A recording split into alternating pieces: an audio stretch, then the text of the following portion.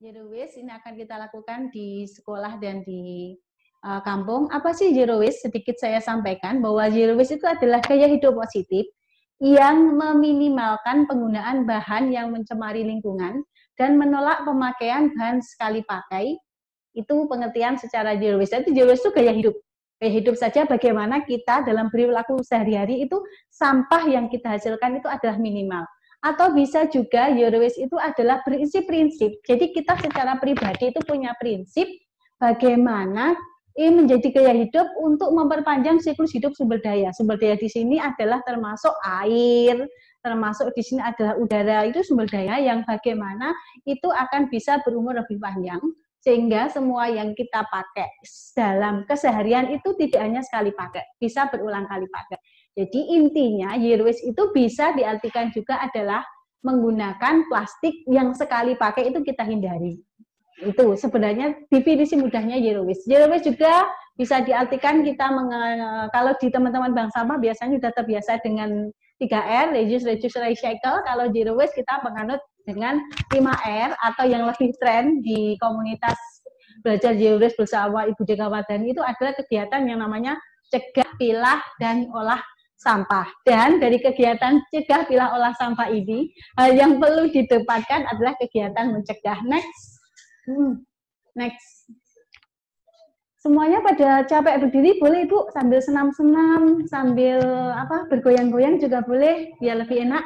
Terus sebenarnya apa manfaat dari zero waste? Kita akan mendapatkan banyak manfaat dari melakukan zero waste. Itu pertama adalah hidup kita akan lebih sehat. Itu otomatis yang kita dapatkan dengan zero waste. Yang kedua, ya, dengan zero waste kita akan lebih hemat. Bagaimana satu kali beli bisa dipakai berkali-kali, bahkan bisa diturunkan ke anak cucu. Nah, kan hemat kan? Yang ketiga, dengan ber-zero waste, kita akan lebih kreatif dan kita akan cenderung untuk inovatif, belajar hal-hal baru, penasaran baru. Itu hikmah dari manfaat zero waste yang ketiga. Yang keempat, otomatis zero waste itu akan meningkatkan kepedulian kita terhadap lingkungan, otomatis akan meningkat.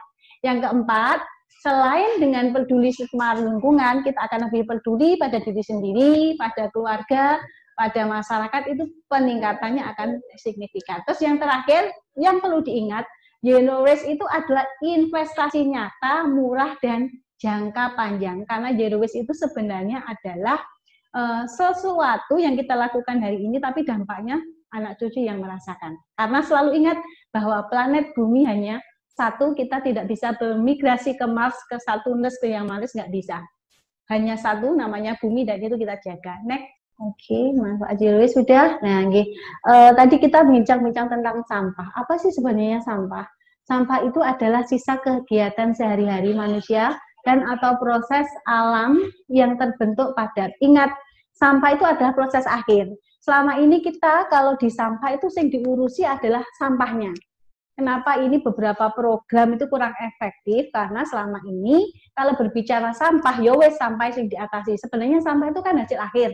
Kita tidak berbicara bagaimana pola konsumsi, bagaimana pola hidup, bagaimana pola perilaku, dan itu adalah lingkaran dari sampah. Pada saat kita hanya ngurusi di sampahnya saja, lingkaran-lingkaran di sampah ini tidak kita bicarakan, sampai kapanpun sampah itu siklusnya akan naik terus. Jadi pada saat kita mau menangani sampah itu selesai, sampah itu trennya akan menurun, di lingkaran sampah itu harus juga dibicarakan. Bagaimana kita mengedukasi masyarakat untuk bijak berkonsumsi, bagaimana masyarakat di sekitar itu paham bahwa sampah itu adalah hasil akhir, maka di lingkaran sampah juga harus kita sampaikan juga. Karena arti lain dari sampah itu barang atau benda yang dibuang. Kalau dibuang berarti sebelumnya ada, sebelumnya terpakai. Nah, ini bagaimana diedukasi, jangan sampai sering dibuang, jangan sampai sekali pakai. Nah, pada saat ini akan bisa diatasi, volume sampah tren menurun, ini akan bisa lebih mudah untuk ditangani. Next. Oke.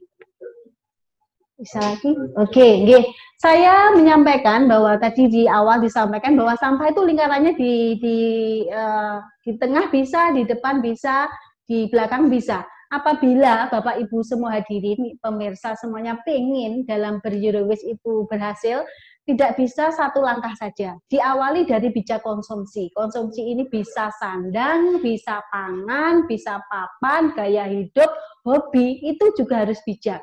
Pada saat konsumsi kita sudah bijak, next kita akan punya langkah berikutnya, kita akan dalam menyampah pun kita akan bijak. Terus yang ketiga, dalam melakukan zero waste itu tidak bisa sendiri, itu harus berjejaring, harus bersama-sama. Bersama-sama ini melakukan langkah, melakukan komunikasi dengan orang lain, lakukanlah juga secara bijak. Jadi 3 strategi zero waste agar bisa tercapai adalah bijak dalam hal konsumsi, bijak dalam menyampah, dan bijak berkomunikasi tentang zero waste. Next. Oke, ya ini tadi sudah disampaikan secara gamblang sama Bu Kadin di tingkat Malang bahwa tren sampah organik tetap menempati posisi teratas. Itu pun kita bawa sampai ke nasional, ke internasional, ternyata posisi sampah organik itu tetap di posisi tertinggi. Next. Nah, Bapak Ibu hadirin sekalian yang perlu saya tegaskan di kembali, ayo kita tanamkan dalam diri kita sendiri. Ayo kita yakinkan bahwa angka 50%, angka lebih dari 50% tentang sampah organik, frame itu kita buang jauh-jauh. Selama ini kita salahnya di situ, organik itu sampah, organik sampah. Selama itu masih terus didengung-dengungkan, itu masih dikuatkan di kita, maka angka 50% untuk organik itu tidak pernah akan turun. Mari kita sadarkan bersama-sama bahwa sebenarnya organik itu bukan sampah. Itu yang harus kita tekankan. Kalau frame ini kita rubah, mindset kita rubah bahwa organik itu bukan sampah, secara otomatis nanti tren 50 ke atas persentase itu akan menjadi turun. Kenapa? Dengan membuang sampah organik ke tong sampah, membuang organik ke TPS, membuang organik ke TPA, sama juga Bapak Ibu mengurangi investasi. Ingat, kenapa? Karena organik itu adalah sebenarnya makanan bagi sumber makanan yang lain. Yang kedua, ingat, organik itu adalah awalnya dari tanah. Kalau organik dari tanah, otomatis organik itu harus dikembalikan lagi ke tanah. Yang ketiga, perlu saya jelaskan kembali bahwa organik itu diselesaikan di dalam rumah. Dilakukan bisa dengan pengomposan. Kenapa? Pengomposan itu dapat mencegah global warming. Bapak Ibu tolong ditekankan, ditegaskan. Panjenengan membuat kompos di rumah, itu dampaknya adalah seluruh dunia. Kenapa? Dengan mengompos di rumah, global warming bisa terkurangi. Panas yang sekarang di bumi sangat kita rasakan, pencairan di kutub itu terjadi, itu karena kita membuang sampah organik dengan tidak bijak.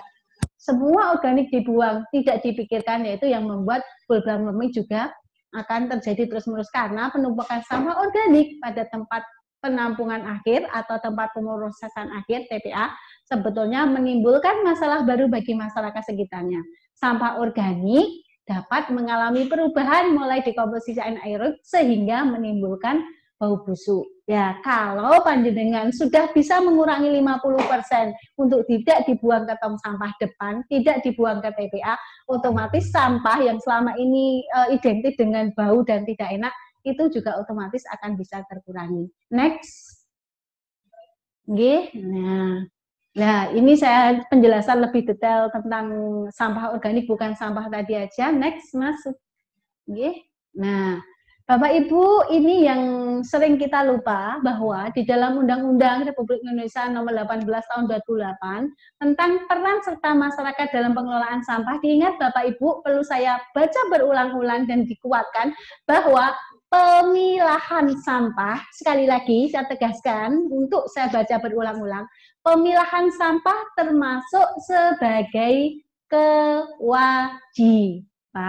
kewajiban setiap orang dalam penanganan sampah rumah tangga.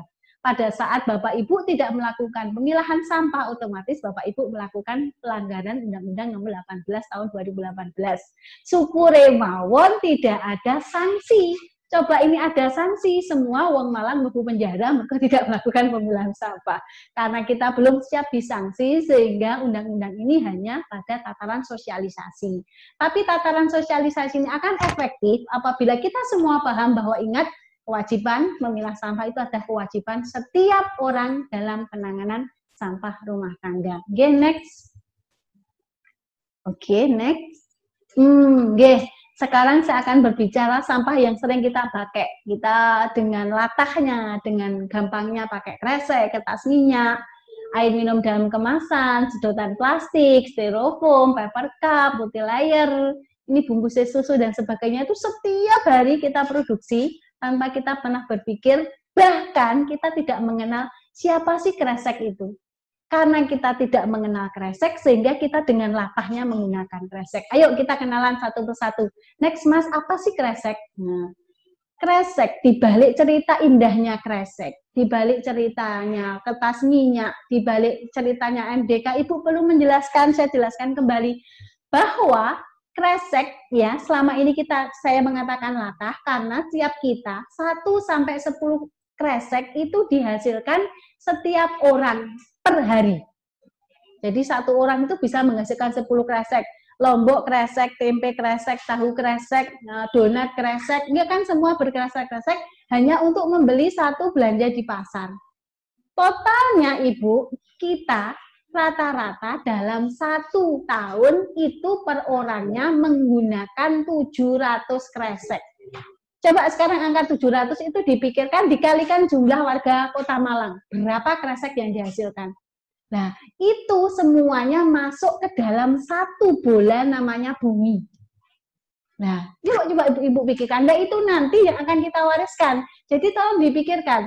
Pada saat kita latah menggunakan kresek, disitulah kita berinvestasi kresek kepada anak cucu. Panjenengan ngendikan, tak wariskan bumi beserta air dan isinya. Kenyataannya, panjenengan mewariskan kresek kepada anak cucu. Ya.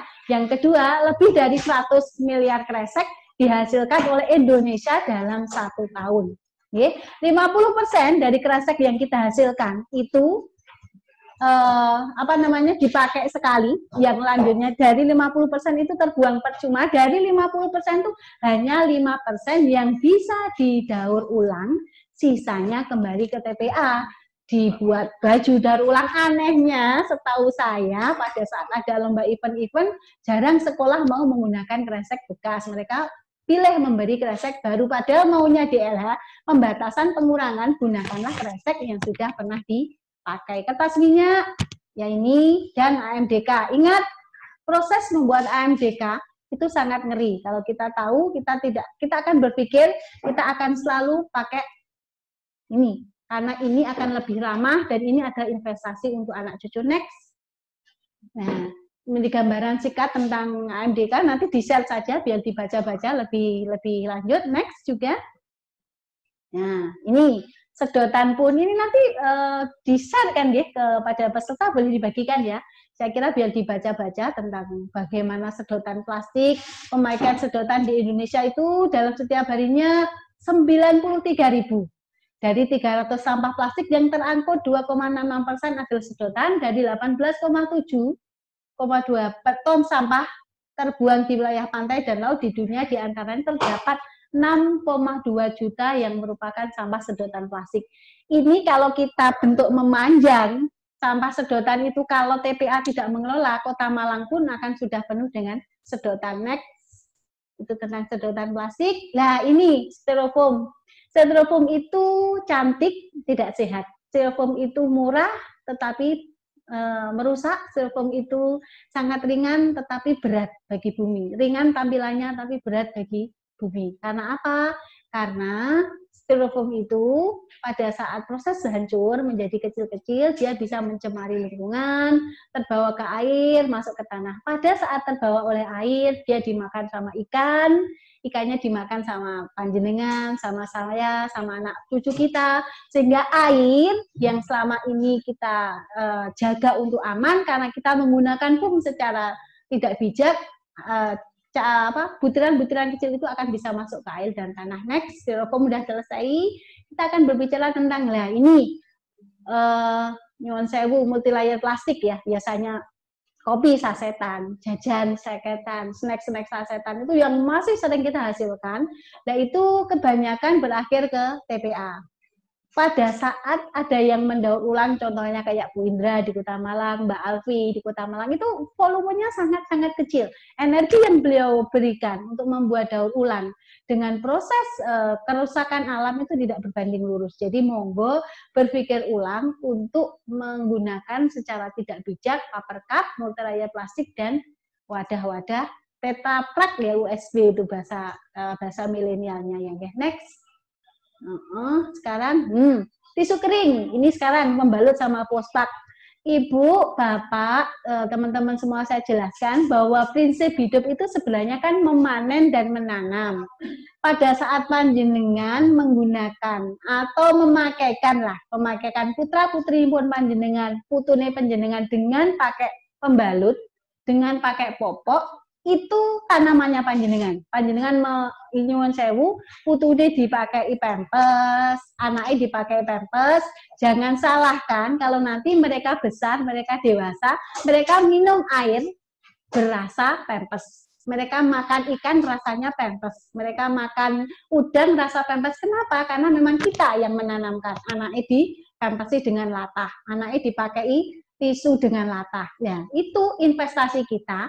Itu adalah tanaman kita. Next, anak cucu kita tidak bisa minum air yang sehat karena kita yang berulah, kan? Generasi kita tidak bisa minum sehat itu karena kita memakaikan secara latah penggunaan pembalut dan fosfat.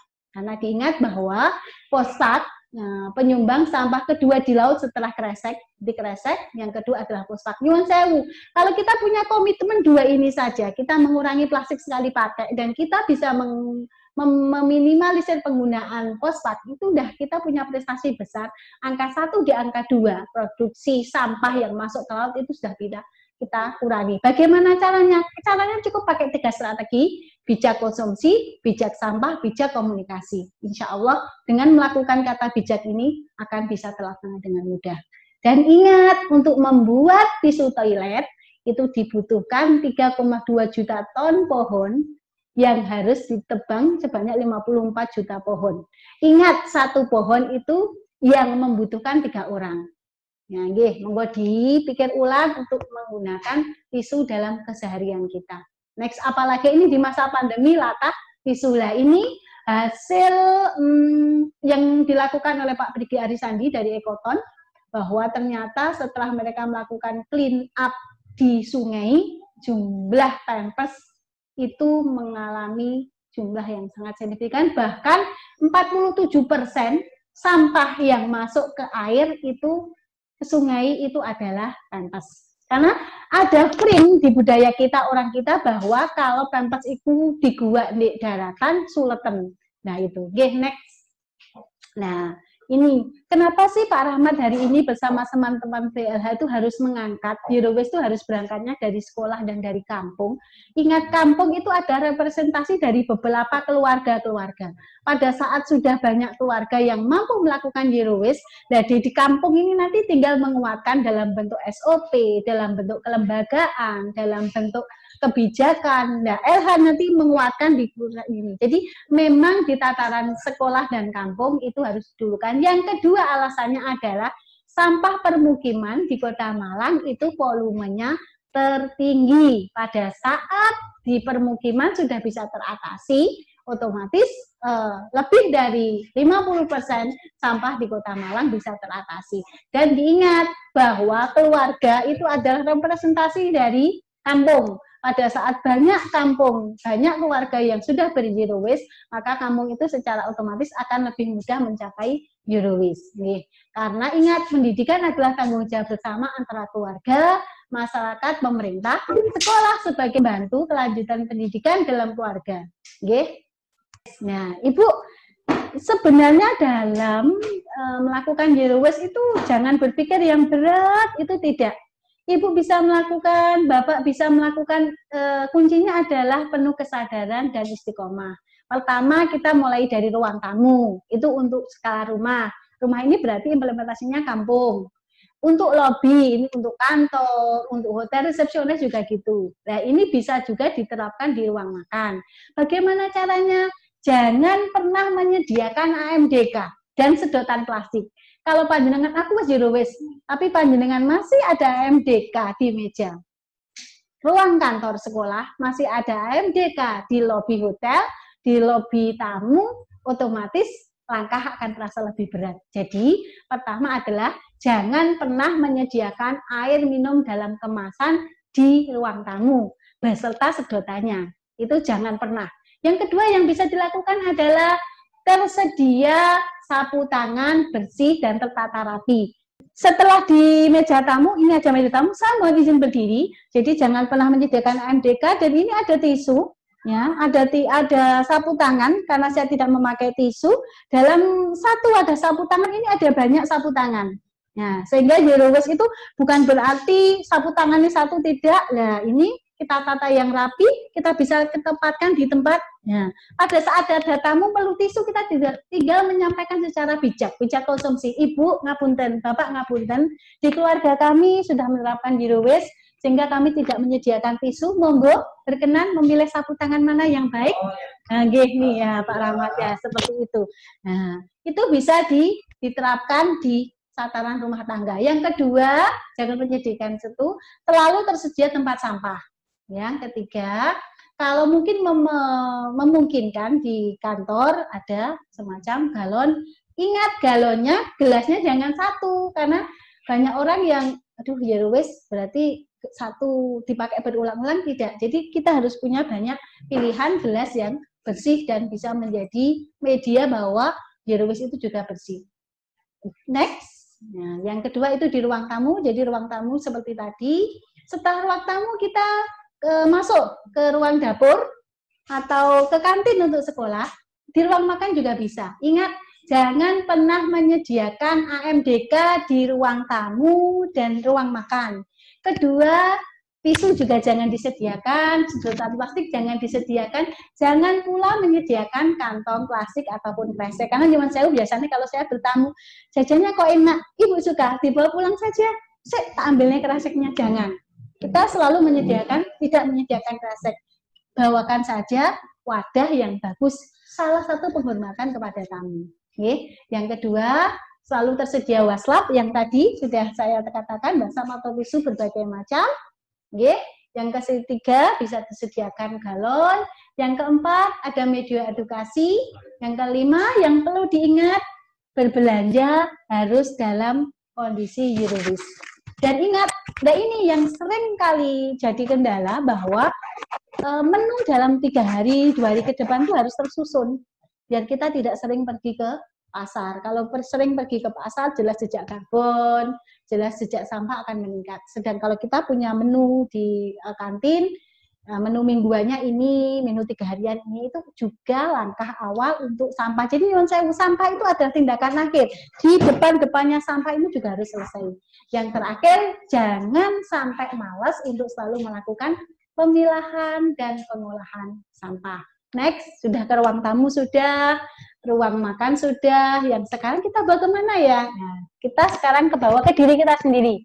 Yang harus kita bawa pada saat keluar rumah, saya hanya cukup membawa satu kantong ini. Ini kontaknya Doraemon. Kantongnya Doraemon ya di sini. Apa saja di dalamnya, Ibu? Saya sudah membawa kotak makan. Jangan dulu. Ini membawa reusable bag. Pada saat ketemu Indomaret, wah gak usah bingung. Saya akan belanja dengan bebasnya, karena saya sudah membawa reusable bag. Otomatis kita tidak kena plastik sekali pakai. Mau belanja apapun, kita sudah reusable bag. Dan hanya segini semuanya udah bisa masuk.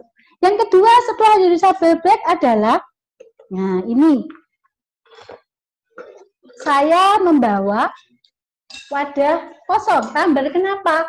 Karena saya suka jajan, Bu, pada saat ketemu teh racik, ketemu boba-boba, apa ya minuman sekarang yang lagi tren itu ya, itu saya nggak akan khawatir beli, saya akan beli, Bu, nyuwun sewu, saya beli jus, ketemu jupe-jupean, atau karena jupe yang asli udah nggak ada ya, sekarang tinggal jupe-jupean, beli aja, terus tenang, saya juga nggak akan nyampah lagi, tinggal masuk, sudah. Loh, setelah jalan, di sampingnya penjual jus ada penjual cilok. Saya juga nggak akan bingung, kenapa? Karena saya sudah membawa wadah kecil, ya ini cilok 5.000 masuk. Beli cilok oke, beli minuman oke, ya menikmatinya juga tidak perlu pakai sedotan, tidak perlu pakai tusuk walaupun dari bambu, dia juga tetap harus dimakan. Saya makan, termasuk setelah selesai masuk semua saya rapikan. Semuanya bisa masuk ke dalam kantong. Kalaupun nggak mau makan di tempat, mau dibawa pulang, tasnya ini juga udah bisa masuk semuanya kok. Ganti aja posisi. Nah, masuk, minumannya masuk, udah. Nah, kantongnya ini, kalau nggak ada isinya, masuk, kalau ada isinya berarti saya bawa kantong 2. Ini secara personal yang harus kita bawa. Lah ini pun bisa masuk ke tas yang kecil lagi. Bisa masuk yang tas yang kecil lagi, tinggal kita punya semangat atau tidak untuk berzero waste. Ingat, zero waste itu adalah investasi, zero waste itu adalah tindakan kita. Ingat, prinsip hidup adalah memanen dan menanam. Kita nanam plastik, panen plastik, kita nanam pospak, panen pospak. Kita nanam tisu, kita akan panen tisu. Kalau kita nanam pohon, panen pohon. Yaitu yang selanjutnya adalah selalu menghabiskan makanan, tidak menyisakan makanan. Nah, jadi kita mengedukasi sampah organik. Caranya salah satunya yaitu di anak, suami, keluarga dikasih tahu makanan. Bahkan Yun Sewu di agama kami, agama Islam, itu kebarokan makanan itu kan nggak tahu terletak di mana. Pada saat kita bisa menyelesaikan makanan itu secara tuntas, otomatis keberkahan makanan itu ada di dalam diri kita. Kalau ada yang tersisa, kita tidak tahu ternyata yang kita sisakan, disitulah makanan yang berkah. Makanan berkah itu jadinya hilang. Yang terakhir adalah selalu bertanggung jawab atas sampah pribadi. Next. Lagi ya ini. Nah, Bapak Ibu, ini hanya sebuah komitmen kita saja bahwa apabila kita tadi di ruang tamu, di ruang makan, di dapur, secara personal kita sudah bisa melakukan, insya Allah di tahapan awal itu dengan penuh kesadaran, istiqomah, dan dilakukan secara berjamaah akan berdampak sangat luar biasa terhadap diri sendiri, keluarga, lingkungan, bahkan negara kesatuan Republik Indonesia. Yang perlu diingat lagi, lakukan secara terus-menerus dengan penuh kesadaran dan komitmen tinggi untuk bumi. Ingat, bumi kita hanya satu, dan itu adalah miliknya, bukan milik kita, tapi adalah miliknya sama sang pemilik bumi. Kita mengembalikannya juga harus dalam kondisi yang lebih baik. Tinggal 2 slide lagi. Zero waste itu adalah bentuk investasi untuk anak cucu.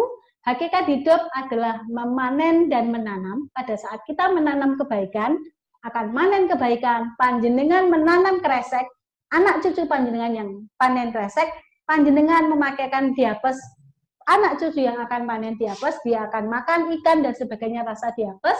Itu jadi sekali lagi investasi nyata untuk anak cucu itu adalah dengan berzero waste.